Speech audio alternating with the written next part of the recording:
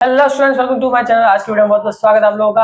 आज हम शुरू करने वाले हैं हमारे क्वेश्चन आंसर सेंटर ऑफ मास के, जिसके अंदर मैं लाया हूं आपके लिए कुछ ऐसी ट्रिक्स जिससे हम सेंटर ऑफ मास के वो क्वेश्चन जो दिखने में बहुत ज्यादा डिफिकल्ट होते हैं, सॉल्व करने में हो जाएंगे बहुत ज्यादा इजी। तो चलिए शुरू करते हैं without wasting our time. Questions आपको आपकी स्क्रीन पर लिखे हुए दिख जाएंगे, तो चलिए शुरू करते हैं। तो हमारा पहला क्वेश्चन है, the centre of mass of a non uniform rod of length L where mass per unit length varies as rho equals to k dot x square upon L, where k is a constant and x is the distance of any point from the end from one end is okay। यहां पर हमसे कहा गया कि k क्या है, constant है, और हमारा जो x है वो किसी यूनिफॉर्म डेंसिटी मतलब सॉरी जो एक हमारे पास यूनिफॉर्म रॉड दी गई है उसकी किसी एंड पॉइंट से किसी पॉइंट तक की डिस्टेंस है, ये कहा गया है। ठीक है, इसी को हमें सॉल्व करना है और हमें यहां पर इसका निकालना है सेंटर ऑफ मास। तो देखिए, यूनिफॉर्म रॉड के ऊपर अगर मैं यूनिफॉर्म और नॉन यूनिफॉर्म रॉड, ध्यान रखिएगा, नॉन यूनिफॉर्म मतलब यहां पर हम डायरेक्ट L/2 नहीं लिख सकते सेंटर ऑफ मास। तो जो नॉन यूनिफॉर्म रॉड है और उसके अंदर हमें ऐसा ये डेंसिटी वाला पार्ट भी दिया गया है, जिसके अंदर हमसे कहा गया है कि भाई मास पर यूनिट वॉल्यूम, जो हमारा जो है मास पर यूनिट वॉल्यूम है, रो को क्या कहते हैं, मास पर यूनिट वॉल्यूम। ये जो हमें दिया गया है इसकी मदद से हमको निकालना है सेंटर ऑफ मास, जो कि क्या हो रहा है, लिखा हुआ the centre of mass of a non uniform rod of a length L where mass per unit length varies, sorry mass per unit length दिया गया है, या मुझसे गलती होगी, ये मास पर यूनिट लेंथ दिया गया है। ठीक है, mass per unit length varies as rho equals to k dot x square upon L, where k is a constant and x is the distance of any point from one end is from same equation। अब इसमें यहाँ पर bracket में लिखा हुआ है same and, मतलब यहां से लो चाहे यहां से लो, x वो डिस्टेंस आप जो भी मेजर करोगे वो क्या होगी, x होगी। ठीक है, और हमसे पूछा है भाई साहब अब आप निकाल दो सेंटर ऑफ मास। तो चलिए हम सेंटर ऑफ मास निकाल देते हैं। ठीक है, देखिए सेंटर ऑफ मास निकालने के लिए आपको एक चीज का हमेशा ध्यान रखना होगा, जैसा कि हम लोग और आप लोग दोनों मिलकर जानते हैं कि सेंटर ऑफ मास हम यहां से फाइंड कर सकते हैं सिंपल से इस फॉर्मूले से, ये वाला x डायरेक्शन में होगा, ठीक है, अपॉन टोटल मास, यही होगा हमारा। तो सबसे पहले मैं अगर मुझे यहाँ पर फाइंड करना है तो मुझे यहाँ पर दोनों चीजें फाइंड करनी पड़ेगी, डीएम, मुझे यहाँ पर दोनों चीजें फाइंड करनी पड़ेगी। कौन सा, एक तो हमारा टोटल मास और एक हमारा डीएम, तब जाके तो हमारे पास आंसर आएगा। तो चलिए शुरू करते हैं। सबसे पहले मैं टोटल मास निकालता हूँ। तो देखो टोटल मास जो मेरा होगा वो 0 से L के बीच में होगा, ये बात तो फिक्स है, मतलब जो L लंबाई की जो लेंथ है, ये इसकी L लेंथ है, ठीक है, वो 0 से L के बीच में होगा। और ये टोटल मास मेरा कितना होगा, डीएम, मतलब 0 से L के अंदर अगर मैं इसको स्मॉल सेगमेंट्स के अंदर डिवाइड कर दूं, इस लेंथ के एक रॉड को अगर मैं स्मॉल सेगमेंट के अंदर डिवाइड कर दूं तो उसमें हर सेगमेंट डीएम मास का होगा, और उन सारे डीएम मास को 0 से L तक अगर मैं समीशन करूं उसका, यानी इसको इंटीग्रेट करूं, तो एक टोटल मास के इक्वल आएगा। यही बात हुई। ठीक है, तो चलिए अगर मैं टोटल मास का इक्वल इसको प्रोड्यूस करना चाहता हूं तो मैं क्या लिखूंगा, 0 से L। अब डीएम चाहिए मुझे। अभी हमको सबको पता है कि मास पर यूनिट लेंथ ये कैसे दी जाती है, rho equals to DM upon DX. मैंने यहाँ डीएम लिखा, रो लिखा है, लेकिन हम जानते हैं इसका जनरल फॉर्मूला लेमड़ा से लिखा जाता है, लेकिन क्योंकि क्वेश्चन में रो दिया गया है इसलिए हम यहाँ भी क्या लेंगे, रो लेंगे। समझ आया? तो अब अगर इसको मैं सही से लिखूं तो रो डीएक्स इक्वल्स टू डीएम, यानी कि डीएम की जगह कितना आ जाएगा, डीएक्स आ जाएगा, रख दो। जैसे ही अब आप रखोगे, और मैं आपको सबसे मजेदार चीज में बताता हूँ, ये क्वेश्चन अब इतना लंबा हो रहा है, इसकी एक इतनी जबरदस्त ट्रिक बताऊंगा कि नॉन यूनिफॉर्म रॉड का कोई भी क्वेश्चन आपके सामने आएगा, अगर 1 मिनट से पहले ना हो तो मैं आपको कह सकता हूं, मुझे कमेंट सेक्शन में बता दीजिएगा कि भाई 1 मिनट में ये हुआ ही नहीं। मैं आपको इतनी जबरदस्त ट्रिक बता सकता हूं, लेकिन पहले हम कॉन्सेप्ट लगाएंगे फिर हम आपको ट्रिक बताएंगे। ठीक है, तो 0 से L और डीएम, 0 से L डीएम हो गया, इसको रखते हैं भाई, डीएम की जगह डीएम रखा तो कितना है, रो डीएक्स रखा। 0 से L, रो की जगह रो का वैल्यू रख देते हैं, रो की जगह रो का वैल्यू कितना होगा, k x square upon L, 0 से L dx। इसको सेट किया तो भाई x क्यूब, अगर मैं इसको ढंग से सेट करूं आपके सामने, तो अगर आप इसको ढंग से देखो तो यहाँ पर आएगा k L cube upon 3L L से एल कैंसल, तो आंसर आएगा के एल स्क्वायर अपॉन 3, के एल स्क्वायर अपॉन 3 आएगा इसका इंटीग्रेशन, यानी कि मास मेरा कितना होगा के एल बाय 3। चलो मास मेरा यही हुआ के एल स्क्वायर बाय 3। अब यहाँ पर मास मेरा निकल चुका, टोटल मास किसके इक्वल होगा इसके। अब निकाला एक्सडीएम, तो चलो एक्सडीएम निकालते हैं, तो इसको मैं यही सॉल्व कर लेता हूं ताकि आपको आसान हो जाए। एक्सडीएम, इसका इंटीग्रेशन डीएम की जगह ये रखेंगे रो डीएक्स और रो का वैल्यू रख दे तो कितना होगा के एक्स स्क्वायर बाई एल, के एक्स स्क्वायर बाई एल इससे मल्टीप्लाई होगा एक्स से, तो हो जाएगा के एक्स क्यूब बाई एल बनेगा डीएक्स 0 से एल। अब इसका अगर मैं इंटीग्रेशन करूं तो इसका इंटीग्रेशन आप और मैं दोनों जानते हैं आएगा के एल क्यूब बाय 4, के एल क्यूब बाय 4 आएगा। देख लीजिए आप इसका इंटीग्रेशन करके देख सकते हैं। अब आपको कुछ नहीं करना, इसकी वैल्यू रख दीजिए और इसका सेंटर ऑफ मास निकल जाएगा, तो आएगा के एल क्यूब बाय 4 अपॉन के एल स्क्वायर बाय 3, के से के कैंसल, एल स्क्वायर से एल कैंसल, आंसर हमारा कितना आएगा देखो हमारे पास ऊपर कितना बचा एल बाय 4, नीचे कितना बचा 1 बाय 3, इसको उल्टा किया लेके बेचेंगे तो आएगा एल बाय 12, यानी कि एल बाय 12 पर हमारा क्या आएगा एलसीएम आ जाएगा। ठीक है, शायद मुझसे कोई मिस्टेक हो रही है यहाँ पे, अच्छा सॉरी मैंने इसको मल्टीप्लाई कर दिया, मल्टीप्लाई नहीं होगा, ये रेसिप्रोकल हो जाएगा तो ऊपर चला जाएगा, तो 3l/4 आएगा। 3l/4 पर हमारा क्या है सेंटर ऑफ मास है। लेकिन अब ये तो था कॉन्सेप्ट, अब आएगी ट्रिक। देखो ट्रिक करने का सबसे आसान तरीका, जब कभी भी आपको किसी नॉन यूनिफॉर्म लेंथ की ट्रिक बता रहा हूं मैं आपको, देख लीजिएगा, जब कभी आपको नॉन यूनिफॉर्म रॉड दी हो, क्या दी हो नॉन यूनिफॉर्म रॉड, और उसका मास पर यूनिट लेंथ आपको दिया हो, ठीक है, जैसे अभी का मास पर यूनिट लेंथ है ये दिया हो, और इसका जनरल फॉर्म में अगर आपको लिखना हो तो जनरल फॉर्म में आप लिख सकते हैं पी एक्स की पावर के एक्स की पावर एल, ये जनरल फॉर्म है इसका। अगर इस तरीके से आपको मास पर यूनिट लेंथ दी हो एक नॉन यूनिफॉर्म रॉड की, तो आप सिंपल सा एक जनरल फॉर्मूला निकालेंगे सेंटर ऑफ मास का, वो ये है, वो होगा n+1 अपॉन n+2, ये वाला फॉर्मूला आपको लगाना है, और इसके बाद सिंपल सा आपको लिख देना है L, क्या लिख देना है L लगाओ। अब देखो यहाँ पर n की वैल्यू कितनी है 2, यहाँ पर 2 थी, रख दो 2 का रखा 2 रखा, देखो अब या तो निकलेगा 2+1 3, 2+2 4, L का L आ गया answer centre of mass. Ditto आपको इस फॉर्मूले का यूज करना है। इस फॉर्मूले से अगर आपके पास एक नॉन यूनिफॉर्म रॉड हो, और चूंकि अगर आपके नॉन यूनिफॉर्म रॉड होगी तो डेफिनेटली आपके पास एक लेंथ मौजूद होगी, एक मास पर यूनिट लेंथ उसको देना पड़ेगा आपको क्वेश्चन में। आप जनरल ये फॉर्मूला लगाओ, आंसर डिट्टो हाथ में एकदम परफेक्ट। ठीक है, तो इस क्वेश्चन को हमने कॉन्सेप्ट से भी किया और इस क्वेश्चन को हमने ट्रिक से भी किया, तो आपको आई होप सो आपको ये मजा आ रहा होगा इसको देख के कि भाई ट्रिक कितनी जबरदस्त है, क्योंकि ये ट्रिक आपकी बहुत ज्यादा काम आने वाली है। ये ट्रिक मैं आपके लिए ढूंढ के लाया हूं। अब हम अगला क्वेश्चन करते हैं, अगला क्वेश्चन अब हम करने वाले हैं, तो आप ही इसको समझ लीजिएगा, आपको अच्छा लगेगा इसको पढ़ के।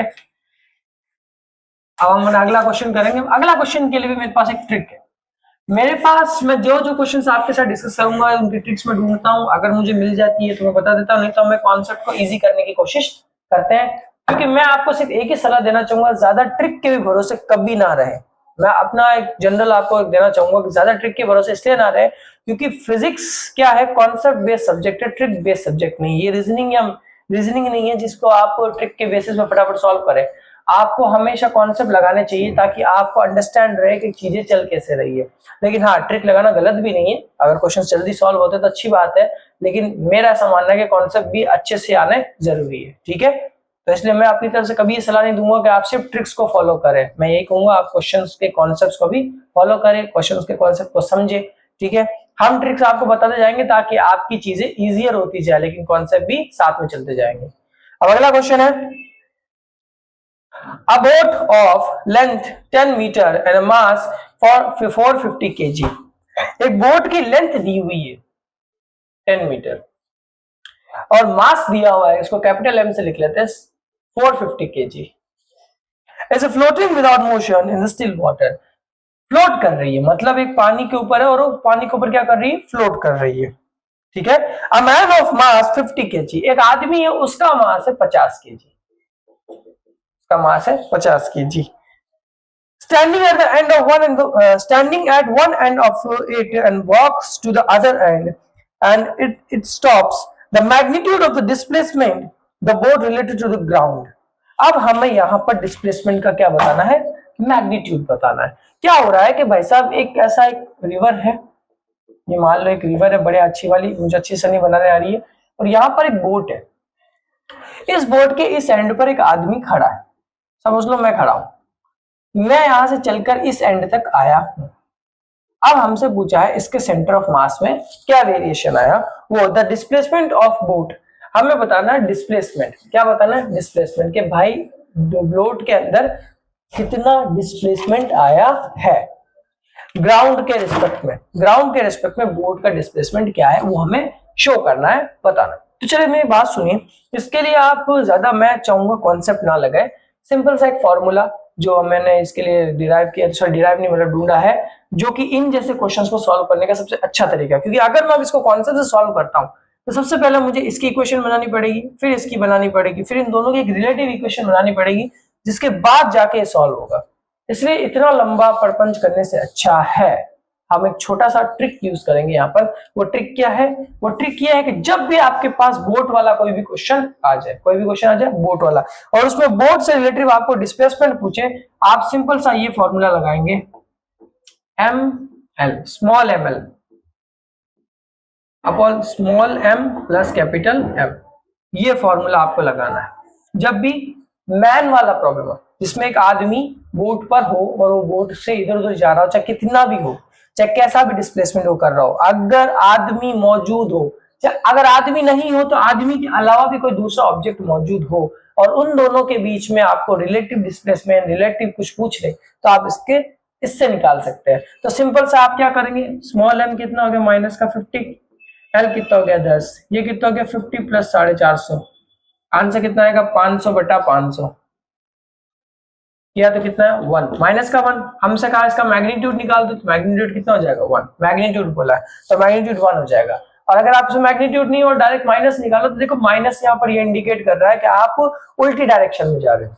ठीक है, एक चीज आपको हमेशा याद रखनी है, फिजिक्स के अंदर नेगेटिव कुछ नहीं होता, ध्यान रखिएगा नेगेटिव कुछ नहीं होता, ये एक्चुअल में शो करता है डायरेक्शन। नेगेटिव जो होता है वो डायरेक्शन को शो करता है, वो ये बताता है कि आप किस डायरेक्शन के अंदर जा रहे हो। मतलब जैसे कि हमारे एक्सिस नहीं होती है, x axis plus x minus x, उसी तरीके से ये सिर्फ डायरेक्शन को शो करते हैं, ये नेगेटिव इंडिकेशंस होते हैं। तो ये फॉर्मूला बहुत इंपॉर्टेंट है, इसको याद कर लीजिएगा, इसको लिख लीजिएगा, फायदे में रहेंगे आप। बोट वाला कोई भी क्वेश्चन आए तो इससे सॉल्व हो जाएगा। अब हमारा अगला क्वेश्चन है जिसके अंदर हमें एक अच्छा सा डायग्राम दिया गया है, उसी को मैं सॉल्व करूंगा। तो डायग्राम बना देता हूँ, रेस्ट मास का क्वेश्चन है, काफी अच्छा रेस्ट मास का क्वेश्चन है, और यहाँ पर भी एक बनाया हुआ है, और यहाँ ऐसे बनाया हुआ है। चलो देखो, find out centre of mass a system of uniform circular plate of radius 3r। ये जो बड़ा वाला सर्कल है इसकी रेडियस है 3r, इसकी रेडियस दे देते हैं 3r। ठीक है, फ्रॉम जीरो मतलब origin O, in which a hole of a radius r in cut whose center is at 2r radius from the center of large circular plate। मतलब इसमें से एक छोटा सा सर्कल काटा गया। अब ये जो छोटा सा सर्कल है वो इन दोनों के बीच का डिस्टेंस कितना है 2r, इन दोनों के प्लेट का डिस्टेंस कितना हो गया बेटा 2r हो गया। तो चलो जब 2r हो गया, हमसे कहा है इसका रेस्ट मास निकाल लो। क्या निकाल लो भाई साहब, रेस्ट मास। तो रेस्ट मास का फॉर्मूला आप और मैं दोनों जानते हैं, बहुत आसान है, इसका कुछ नहीं करना, आपको सिंपल सा लगाना है a1 r1 का स्क्वायर माइनस a2 r2 का square upon a1 minus a2। a1 कौन सा, यानी मेरे बड़े वाला सर्कल, तो बड़े वाला सर्कल की रेडियस 3, सर्कल है तो पाई r स्क्वायर, रेडियस कितनी हो जाएगी 0। अच्छा इसकी रेडियस 0 कैसे होगी, 0 इसलिए होगी क्योंकि ये सेंटर से ले रहे हैं, और ओरिजिन पे भाई अगर मैं आप इस चीज को ढंग से देखो, इस बड़े वाले सर्कल का सेंटर ऑफ मास तो इसके पॉइंट पे ही होगा ना, इसके ओरिजिन पे ही होगा। ढंग से देखिए, बड़े वाले सर्कल का सेंटर ऑफ मास तो उसके ओरिजिन पे ही होगा, तो इसलिए उसका जो डिस्टेंस होगा सेंटर ऑफ मास से 0 होगा। ठीक है, और माइनस A2 कितना अपना ये छोटा वाला, तो पाई आर स्क्वायर। इसकी डिस्टेंस कितनी है 2r, सेंटर ऑफ मास से 2r। आप सब कुछ बड़े वाले सर्कल को देख के ही चलेंगे, ध्यान रखिएगा। और बड़े वाले सर्कल में सेंटर ऑफ मास हमेशा बीच में ही होता है, तो इन दोनों के बीच की दूरी कितनी होगी 2r। नीचे करते हैं, नीचे इसमें कितना जाएगा 3 pi R square minus pi R square, total cut करें, आंसर आएगा pi R cube upon 2 pi R cube minus 2 pi R square, काटा 2 से 2 कैंसिल, पाई से पाई कैंसिल, आर स्क्वायर से आर स्क्वायर कैंसिल, तो हमारे पास बचेगा कितना सिर्फ आर। ठीक है, हमारे पास यहाँ बचेगा आर। अरे सॉरी सॉरी सॉरी, मुझसे गलती हो गई, एरिया आया ना, एरिया आया तो यहाँ 9 आएगा, यहाँ 9 आएगा, 9 आएगा, 9 आएगा, ये नहीं आएगा r/4, यहाँ 8 आ जाएगा, माइनस में r/4, यानी कि इसका जो डिस्टेंस आएगा r/4। आप कुछ लोग कहेंगे सर माइनस भी तो आ रहा, बिल्कुल माइनस लगा दो, इसका यहाँ पर शिफ्ट हो जाएगा, मतलब ये सेंटर ऑफ मास इधर पीछे शिफ्ट हो जाएगा, इसलिए यहाँ पर नेगेटिव साइन आया है। समझ गए, नेगेटिव साइन का मतलब है ये इधर शिफ्ट हो जाएगा।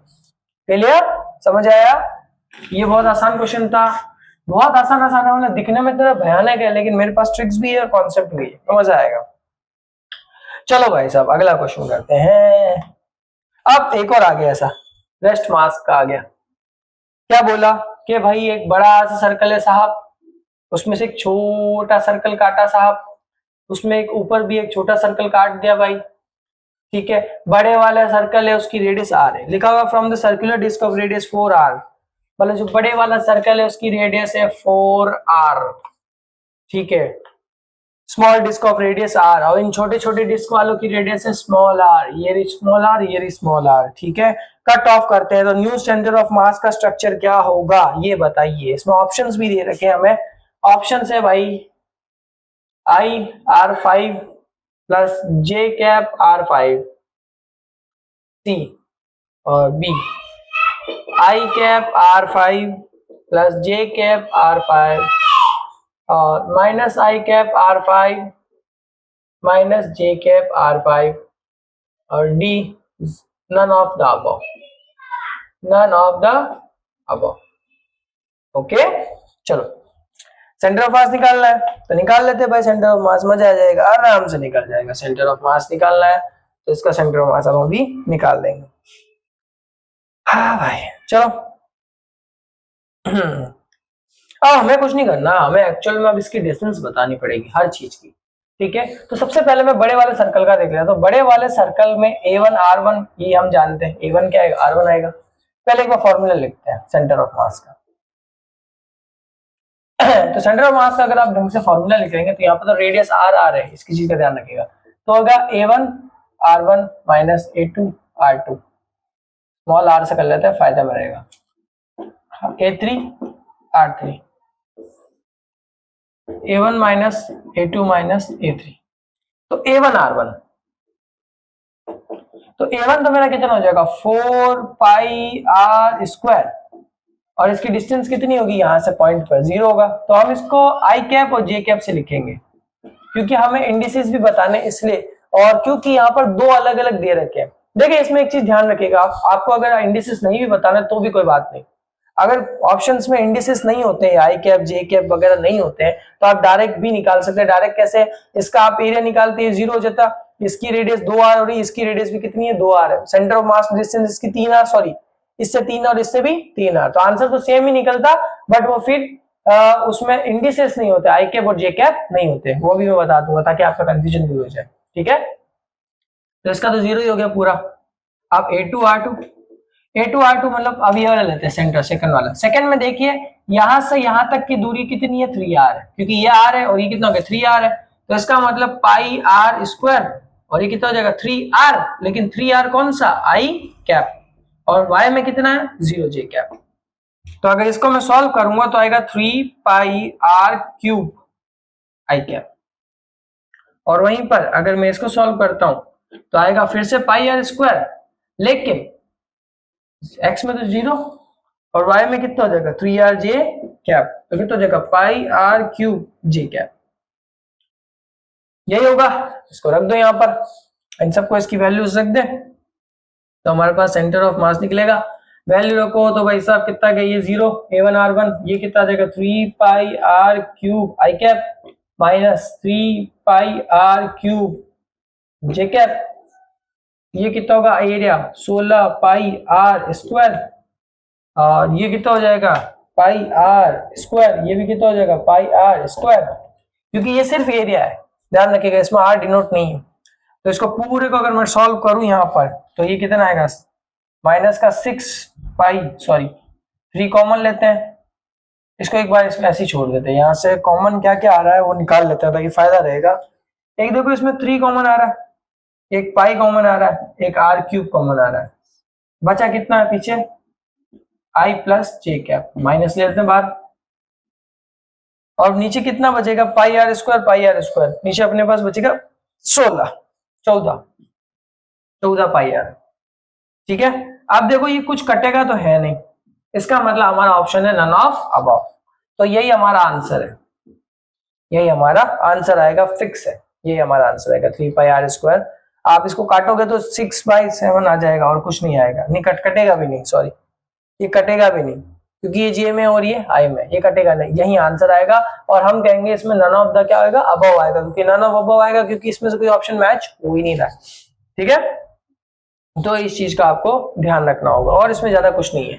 लेकिन अगर मैंने जो आपसे पहली बात बोली कि अगर इंडिसेस नहीं होते हमारे पास में, अगर इंडिसेस नहीं होते तो सिंपल सी बात है, ये इंडिसेस हटा दो यहां से, ये सिर्फ यही होता है, यहाँ से इंडिसेस हटते और ये बन जाता 6 पाई आर क्यूब, और ये कितना आ गया 14 पाई आर स्क्वायर, ये कटते हैं, ये 2 आर स्क्वायर से एक पाई कट सा होता, माइनस का कितना था आर ऑन 7, माइनस का r बाई 7, बस इतना ही होता, ये बनता है इससे अगर ये इंडिसेस में नहीं होते। इसीलिए जब भी सेंटर ऑफ मास का क्वेश्चन सॉल्व करो तो पहले ऑप्शंस पर भी नजर मारना, क्योंकि क्वेश्चन में कभी ये नहीं कहेगा आपको कि आपको इंडिसेस लेने हैं या नहीं लेने हैं, लेकिन ऑप्शंस आपको ये जरूर बता देते हैं कि इंडिसेस लेने हैं या नहीं लेने। इसलिए आपको ध्यान रखना होगा कि इंडिसेस अगर आप लो तो आपको क्वेश्चन को देखना होगा क्वेश्चन में हो रहा है या नहीं हो रहा है। ठीक है, ये अपना हो गया, यहाँ पे सेकंड क्वेश्चन भी अपना कवर, सॉरी कितने 4 क्वेश्चन हमारे कवर हो गए। फिफ्थ क्वेश्चन लेते हैं, बहुत अच्छा क्वेश्चन है फिफ्थ क्वेश्चन। फिफ्थ क्वेश्चन में हमसे बोला गया है two bodies with the masses m1 and m2 are the joined using string passing over the fixed pulley, assume the masses the pulley and the thread negligible, the acceleration of the center of mass of system m1 and m2। अब बोला गया है कि भाई साहब ये एक पुली है सिस्टम है, इस पुली सिस्टम के अंदर 2 ब्लॉक्स है, ठीक है, एक ब्लॉक है m1 और एक ब्लॉक है m2। m1 जो है वो m2 से क्या है बड़ा है, इसका मतलब एक्सेलरेशन डेफिनेटली इधर तरफ होगा। तो अगर आप अभी सिर्फ इसका एक एक्सेलरेशन निकालो, क्या निकालो एक्सेलरेशन, तो एक्सेलरेशन निकालते हैं, तो एक्सेलरेशन कैसे निकलेगा m1 minus m2 g upon m1 plus m2।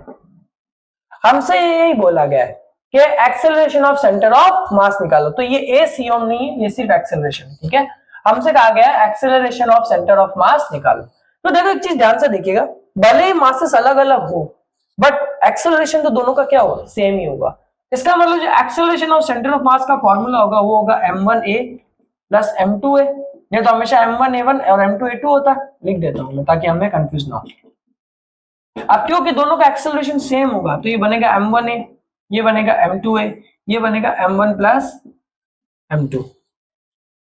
सो ए सीओम अपने पास कितना आएगा m1a, उसमें से a कॉमन ले लेते हैं तो हो जाएगा m1a m2a अपॉन a, और कितना आएगा m1 प्लस m2।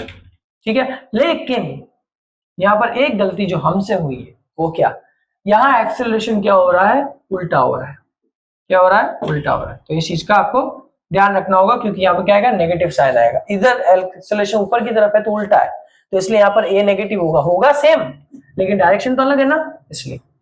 अब इस a की वैल्यू हमने अभी निकाली है, उसको उठा कर रख दो।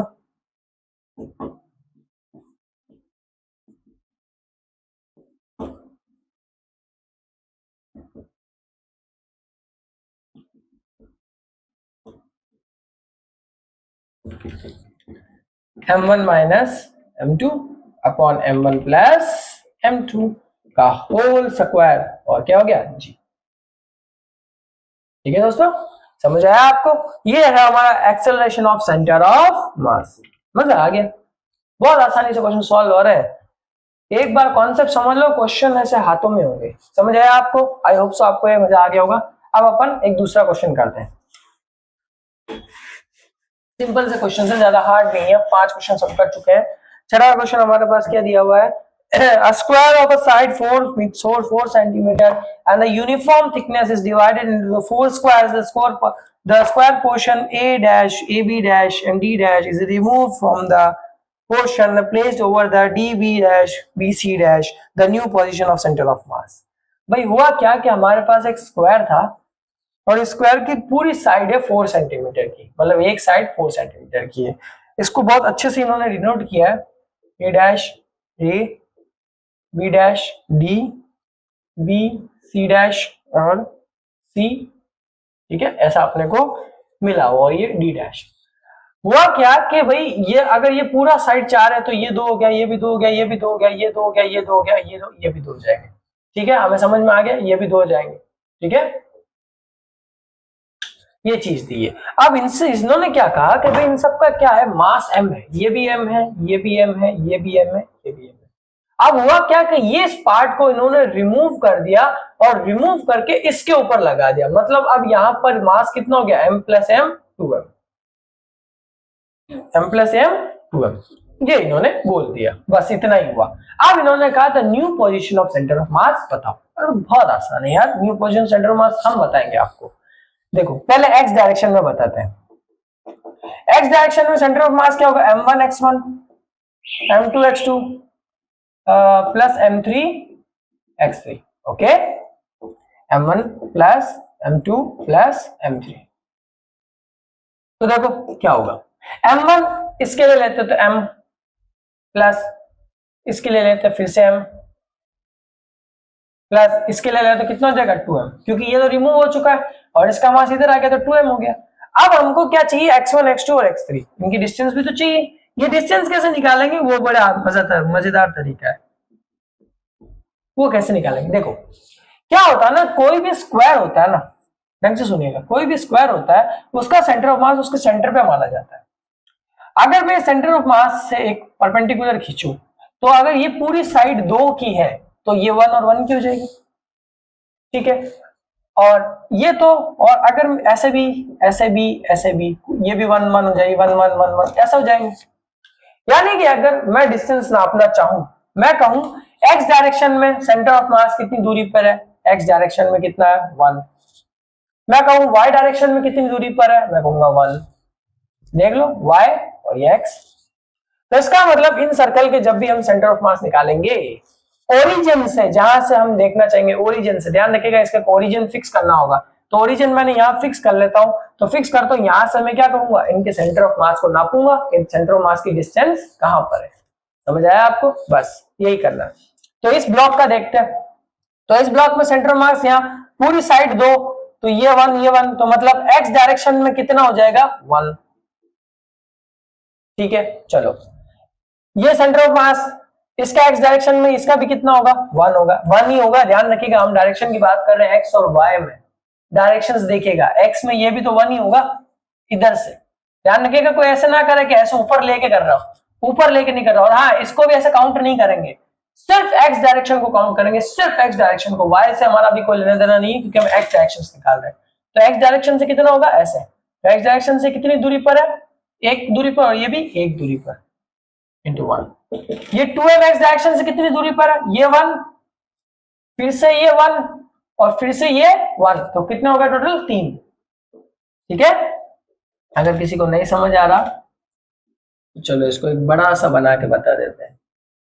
मुझे पता है काफी बच्चों को शायद दिमाग के अंदर डाउट आ रहा हो। देखो ये 2m मास, इसका सेंटर ऑफ मास यहाँ, ये 1 मास, इसका सेंटर ऑफ मास यहाँ, ये सेंटर ऑफ मास, और ये एरिया हमारा रिमूव है। ठीक है, देखिए एक्स डायरेक्शन में ये 2 दूरी थी, ये 2 थी, ये 2 ये 2 ये 2 ये 2 ये 2 और ये भी 2। एक्स डायरेक्शन में ये कितना हो गया 1, एक्स डायरेक्शन में कितना हो गया 1, ये टोटल 2 है, तो वाई एक्स डायरेक्शन में ये 2 और ये प्लस 1 कितना हो गया 3 हो गया। बस इतना है, समझ आया? सब मासेस के लिए नोट करो, इसको नोट करते हैं, कितना हो जाएगा 1 1 और ये कितना होगा 6 8m, ये कितना नीचे कितना हो जाएगा 5m, 5 नहीं, सॉरी 4m, m से m कैंसल, आंसर आएगा 2 आएगा। क्या आएगा आंसर? 2। तो x डायरेक्शन में कितना हो गया? 2। सेम सेम y डायरेक्शन में मास तो वही रहेंगे, m1 m। अब इस मास की y डायरेक्शन में डिस्टेंस कितनी है? 1। इसकी बात कर रहा हूं, इस वाले की। तो y डायरेक्शन में कितना है? 1 प्लस y डायरेक्शन में ये मास कितना है? 1 प्लस 1 प्लस 1 कितना? 3, यानी कि m इंटू 3। y डायरेक्शन में ये कितना है? 1। ऐसे ही चलेंगे, ध्यान रखिए, होगा तो ऐसे ही, होगा तो ऐसे, डिस्टेंस तो ऐसे ही नापेंगे, भले आपने इसको रिमूव कर दिया लेकिन डिस्टेंस तो ऐसे ही y में नापनी पड़ेगी। तो 1 प्लस 1 प्लस 1 कितना? 3। और नीचे तो कितना आ जाएगा अपना? 4m, m प्लस m 6 और 9 कितना हो गया अपने पास? 6 और 3 9, 9 और 1 10, 10m अपॉन 4m, m से m कैंसिल, आंसर कितना आएगा? 2.5। मतलब सेंटर ऑफ मास की जो नया डिस्टेंस आएगा वो 2,2.5 होगा, 2,2.5 होगा। समझ आया आपको? ये हमारे 6 क्वेश्चंस कवर हो गए। कौन से हो गए? 6 क्वेश्चन। मैं काफी आराम से करवा रहा हूँ आपको, ताकि आपके क्वेश्चंस हो जाए, आराम से हो जाए। ज्यादा भी देखो, जितने हो सके आप क्वेश्चंस खुद करें, नहीं समझ आए मैसेज करें मुझे, मेरे इंस्टाग्राम पर या यूट्यूब पे कमेंट करें, ठीक है, ताकि मैं आपको अच्छे से समझा सकूं इस बारे में। एक क्वेश्चन मैं आपको देना चाहूंगा, वो डिट्टो यही है, एज इट इज है। इसको आप प्लीज करने की कोशिश करें, नहीं हो तो आप मुझे कमेंट में जरूर बताएं कि भाई हमसे क्वेश्चन नहीं हुआ, मैं आपको करवा दूंगा ये क्वेश्चन, ठीक है। ये बिल्कुल एज इट इज है कि एक रेक्टेंगल प्लेट दी गई है, मैं क्वेश्चन लिख रहा हूँ नीचे, एक रेक्टेंगल प्लेट दी गई है, उसका ये एरिया रिमूव कर दिया गया है। सॉरी, रिमूव नहीं किया, पूरा क्वेश्चन पढ़ देता हूँ ताकि आपको समझ में आए। Consider the rectangular plate of dimension a cross b, and if the plate is considered to be the made up for the four rectangle dimension a by 2 and b by 2। अगर हम ये कंसिडर करते हैं कि ये जो rectangle है वो 4 अलग अलग रेक्टेंगल से मिलकर बना हुआ है, जिनकी डायमेंशन है a by 2 और b by 2, and if we know remove one out from the rectangle, और हम क्या कर रहे हैं, एक रेक्टेंगल को क्या कर रहे हैं, बाहर निकाल रहे हैं। Find the position of the where the centre of mass remaining system will be. हमें बताना है कि सेंटर ऑफ मास का जो सिस्टम होगा लास्ट में वो क्या होगा, कितना होगा। तो मैं आपको बता देता हूँ एक्स में और वाई में, इसका मैं आंसर आपको दे देता हूँ। आंसर होगा माइनस का a/12 माइनस का b/12, ये आएगा इसका आंसर। आप निकाल के देखिएगा, आपको पता चल जाएगा, इसको सॉल्व जरूर करिएगा, ठीक है। मैं तब तक अगला क्वेश्चन कर लेता हूँ, सेम ही क्वेश्चन है, ज्यादा नहीं है। एक अगला क्वेश्चन है, अगला क्वेश्चन बहुत अच्छा है, जरा इसी को सॉल्व करते हैं, मजा आएगा इसको सॉल्व करने में। हमें क्वेश्चन दिया गया है कि आपके पास एक ऐसा ब्लॉक सिस्टम दिया हुआ है, जिसमें एक ब्लॉक, 2 ब्लॉक, 3 ब्लॉक, हमको कहा गया 20 10 20, फिर हमसे कहा गया भाई 40, ठीक है। ये हमारा y डायरेक्शन में, ये हमारा x डायरेक्शन में। हमसे कहा गया था 4 cubes of sides over each mass 40 kg 20 kg 10 kg, sorry kg नहीं, ग्राम में, okay, and 10 grams and 20 grams are arranged in the xy plane as shown in the square figure. The coordinate of the center of mass of combination with the respect of the point। अब हमें बताना है combinations इनके, हमें बताना भाई इसका centre of mass x direction में कितना होगा और y डायरेक्शन में कितना होगा। बहुत आसान है, बहुत आसान, क्योंकि स्क्वायर की साइड हमें दी गई है, 4 साइड ऑफ, साइड नहीं दी गई इसमें, 2 मिनट, अच्छा साइड a है, इसकी स्क्वायर की साइड कितनी ए है, मतलब ये है, ये भी ए है, ये भी ए है और ये भी ए है, ठीक है। चलो निकालते हैं, एक्स में निकालते हैं, एक्स और वाई दोनों में निकालना है, तो होगा m1 x1 m2 x2 m3 x3, okay, m1 plus m2 plus m3 plus m4। Now look at this, m1 x1, m1 मेरा कितना होगा 20 इंटू, इसका सेंटर ऑफ मास की डिस्टेंस अभी हमने बात की थी, आधी हो जाती, ये है तो ये कितना हो जाएगा a/2, x डायरेक्शन, अभी सिर्फ x डायरेक्शन में लेंगे। अब इसका ऊपर वाले का भी लेते हैं 40 का, ये भी कितना हो जाएगा a/2, ये कितना हो जाएगा a/2 प्लस a/2 3a/2, यानी कि 10 इंटू 3 a/2, ये कितना हो जाएगा a/2 a/2 a/2, ये हो जाएगा 5a/2, यानी कि हो जाएगा 20 5a/2, ठीक है। हाँ ओके, और सब मासेस को नीचे में जोड़ देता हूं, 20 प्लस 40 प्लस 10 प्लस 20, काटो काटो काटो काटो, काटा तो ये कितना हो गया, 10 है, 20 है, 15 है, 50 है, जोड़ा तो कितना होगा, 40 50 90, ठीक है। ये 50, ये 60, 60 और ये कितना हो गए, मुझे मैथ्स मेरी कमजोर है, मजाक कर रहा हूँ, ये 50 हो जाएंगे अपने, ये 60 हो गए, 80 हो गया, 80 और 5 95, 80 और 15 95 हो जाएंगे। अब वन कितना आएगा, 90 आएगा, ओवर कितना आएगा, ए आएगा। इसको काटो, इसको काटोगे तो अपने पास आएगा, मैं इसको 5 से काटता हूँ, तो काटा तो अपना कितना है 1, ये कितना आएगा 9, ये कितना आएगा 5 1 टाइम, और ये कितना आएगा 4, कितना आएगा 8 टाइम 18, आंसर कितना आएगा 19/18a, 19/18a। ये हमारा x डायरेक्शन में आ गया। एक छोटा सा काम आप लोग मेरे लिए कर दो, y डायरेक्शन में निकाल दो यार। y डायरेक्शन में मैं सिर्फ कोऑर्डिनेट बताऊंगा, आंसर आप बताओगे। तो m मास, पहला मास 20, y में भी तो ये a/2 ही होगा, इधर से देखो, इधर से इसकी डिस्टेंस कितना है, a/2, तो y में ये a/2, ये कितना हो जाएगा 3a/2, ये दोनों भी y में कितना होगा 10a/2, और ये कितना होगा 20a/2। हम y की डायरेक्शन ले रहे हैं, ध्यान रखिएगा, और टोटल मास कितना हो जाएगा 90, हम y की डायरेक्शन ले रहे हैं, याद रहेगा आपको, ठीक है। इसका आंसर आप निकाल के मुझे कमेंट बताओगे कि इन दोनों का कितना हुआ, और उसका भी बताओगे, इससे पहले वाले का भी। तो आई होप सो आपको समझ में आ गया होगा, काफी इजी था, छोटे क्वेश्चन थे, ज्यादा हार्ड नहीं थे। And now let me discuss for new questions. अब हम अपने थोड़े नए क्वेश्चंस को डिस्कस करेंगे, लास्ट अपने 2 क्वेश्चंस और करेंगे, इसके बाद एक वीडियो और आएगी, उसमें भी मैं 10 क्वेश्चन डिस्कस करूंगा, जिसमें मैं ट्रिक्स वगैरह लेके आऊंगा आपके लिए। चलिए शुरू करते हैं। An equilateral triangle plate of mass 4m, the side A is a kept shown and consider 2 cases. A point mass of 4m is placed over vertex P and the, हाँ पहले एक डायग्राम बना देते हैं। ओरिजिन ये है, P R,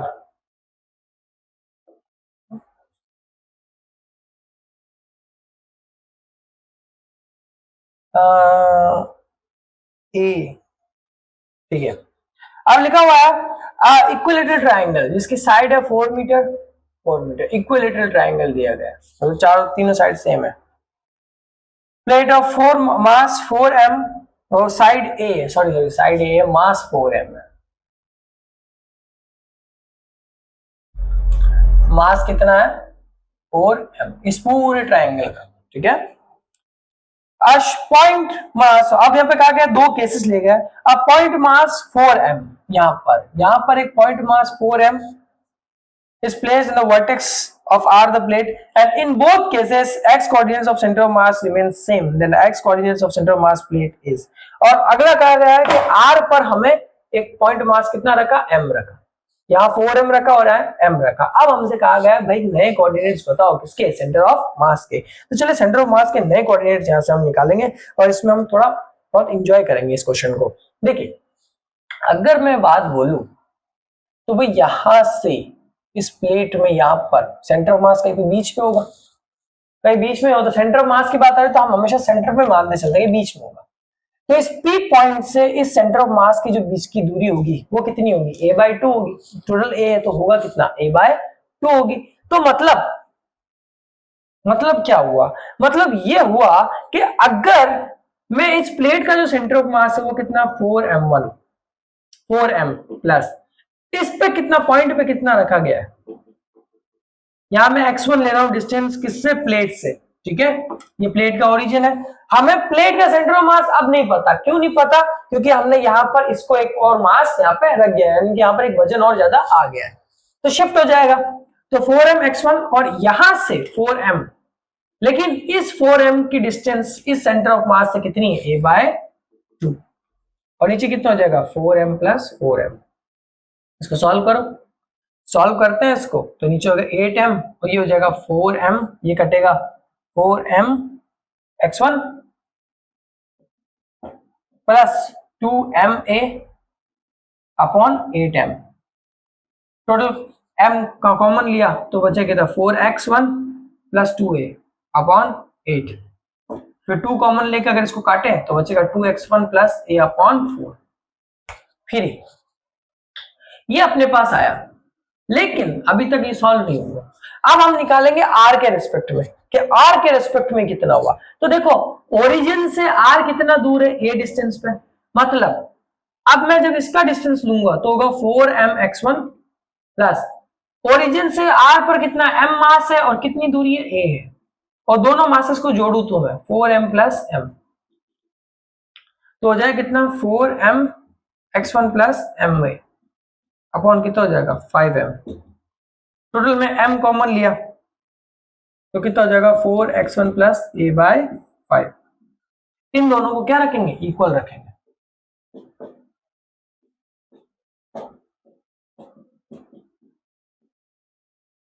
multiply करेंगे, मैं इधर उधर क्रॉस मल्टीप्लाई करते तो होगा 10x1 plus 5a 16x1 plus 4a, इधर उधर भेज देते हैं, इसको इधर भेज देते हैं, इसको उधर भेज देते हैं, तो 5a minus 4a 16x1 minus 10x1, answer कितना आएगा a इक्वल्स टू कितना आएगा 6x1, 6 को नीचे भेजा तो आंसर आएगा a बाय 6।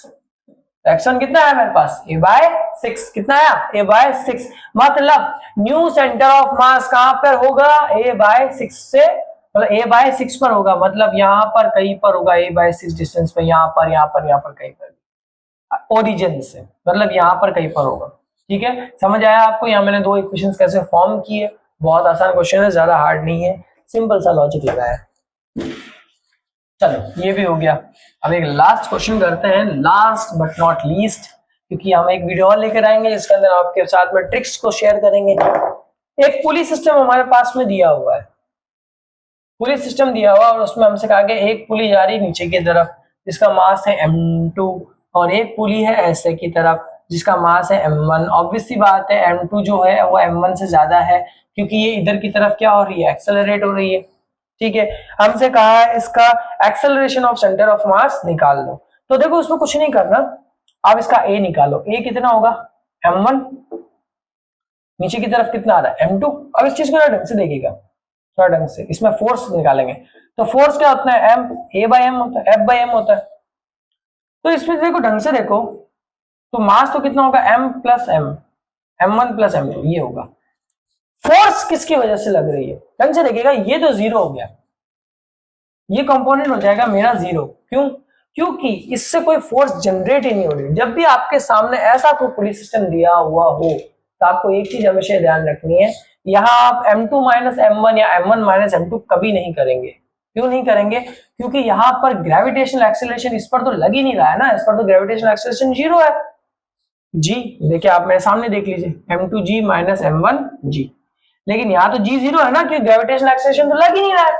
इसका मतलब इससे कोई फोर्स जनरेट ही नहीं हो रही है पीछे की तरफ। ठीक है, तो इसका मतलब यहाँ पर काम सिर्फ होगा m2g upon m1 plus m2। ये आपको याद है, दिमाग के अंदर इसको बैठा के रखिएगा, बहुत फायदे देंगे। और अब बात रही एक्सेलरेशन की, तो चलो करते हैं इसको। ए सेंटर ऑफ मास निकालते हैं, तो ए सेंटर ऑफ मास इसको निकालना है तो इसका बहुत आसान तरीका है। क्या हो गया, फॉर्मूला आएगा m1a1 plus m2a2 upon m1 plus m2। और हम और आप दोनों जानते हैं इस पर तो ग्रेविटेशनल एक्सेलरेशन लग रहा है, g लग रहा है, और इस पर कौन सा लग रहा है, लीनियर एक्सेलरेशन। और हम भी जानते हैं सेंटर ऑफ मास में लीनियर एक्सेलरेशन का फॉर्मूला काम करता है, तो लगा दो। तो मतलब ये टर्म कितनी हो जाएगी, जीरो, क्योंकि इस पर कोई लीनियर एक्सेलरेशन नहीं लग रहा है।